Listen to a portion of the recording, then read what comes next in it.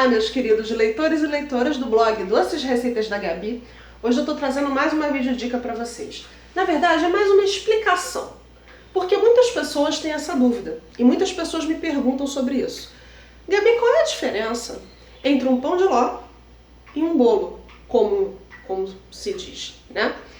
Bom, a diferença básica é que um bolo, tradicionalmente que a gente usa para comer com um cafezinho ou alguma coisa assim, é um bolo que leva manteiga, leva óleo, leva algum tipo de gordura, e o pão de ló, tradicionalmente, não leva nenhum tipo de gordura, tá? Até existe uma versão de pão de ló que leva gordura, que se chama genoise, tá? Mas não costuma ser a receita de pão de ló que a gente utiliza tradicionalmente. A diferença básica é que o pão de ló é uma massa extremamente seca, porque não leva gordura. Já a massa que a gente faz com manteiga, com óleo, são massas muito mais úmidas.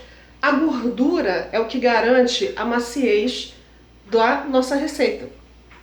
Por incrível que pareça, isso é uma coisa que muita gente não entende.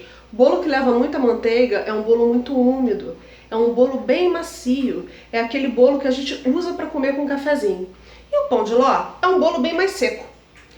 Normalmente, o principal elemento de estruturação do pão de ló são os ovos. Tem ali uma quantidade de ovos, normalmente 4 a 6 ovos. Você bate até aquilo triplicar de volume, e aí você vem com açúcar, com baunilha e com o fermento. Essa é a receita tradicional, fermento não, perdão, com farinha de trigo. Ele não leva fermento. Essa é a receita tradicional do pão de ló. Os próprios ovos são o que dão volume para o nosso pão de ló e são o que dão a estruturação da massa, tá? Já no caso de um bolo amanteigado, a gente vai ter a manteiga batida com açúcar, depois a gente entra com farinha de trigo, a gente entra com fermento, entra com outros ingredientes, tá? Quando um bolo não leva gordura, ele tende mesmo a ficar seco. Gabi, quando que eu uso pão de ló?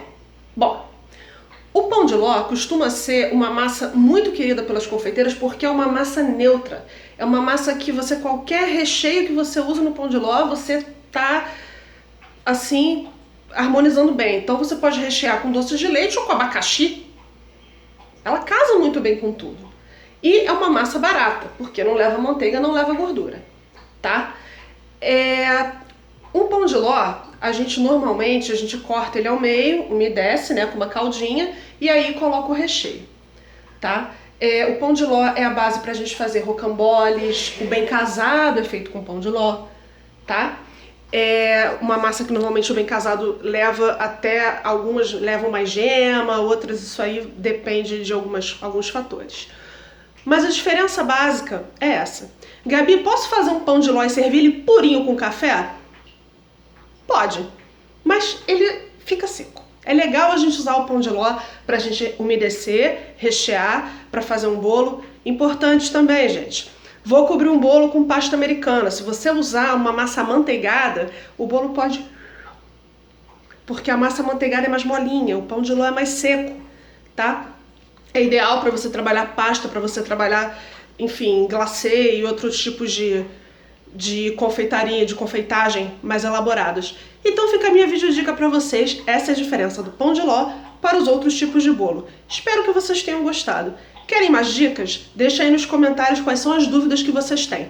Beijos super doces da Gabi.